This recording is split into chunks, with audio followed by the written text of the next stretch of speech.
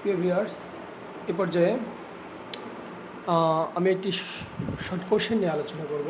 সেটা হলো, আমরা সবাই জানি যে বিনা পরোয়ানায়, দ্যাট মিন্স ওয়ারেন্ট ব্যতীত, অর্থাৎ আইনের কোন ধারা মতে পুলিশ ওয়ারেন্ট ব্যতীত কাউকে গ্রেপ্তার করিতে পারে।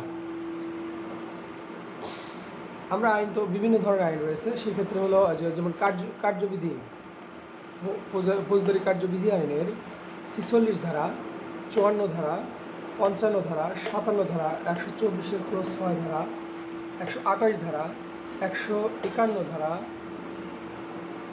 401 ক্লোজ 3 ধারা, 66 ধারা, এই ধারা মতে কিন্তু পুলিশ বিনা পরোয়ানায় কাউকে গ্রেপ্তার করতে পারে। আবার পুলিশ আইনের 34 ধারা, 34 ক ধারা মতেও পুলিশ বিনা পরোয়ানায় কাউকে গ্রেপ্তার করতে পারেন।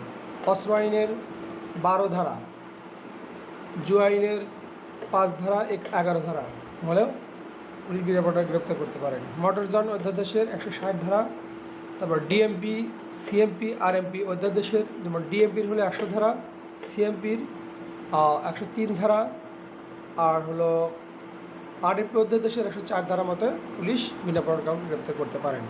বিস্ফোরক দ্রব্য আইনের 13 ধারা, অস্ত্র আইনের 10 ধারা, 11 ধারা, শিশু আইনের 44 ধারা, মাদকদ্রব্য নিয়ন্ত্রণ আইনের 36 গ ধারা, এই উপরোক্ত ধারা মতে পুলিশ বিনা পরোয়ানায় কাউকে গ্রেপ্তার করতে পারে।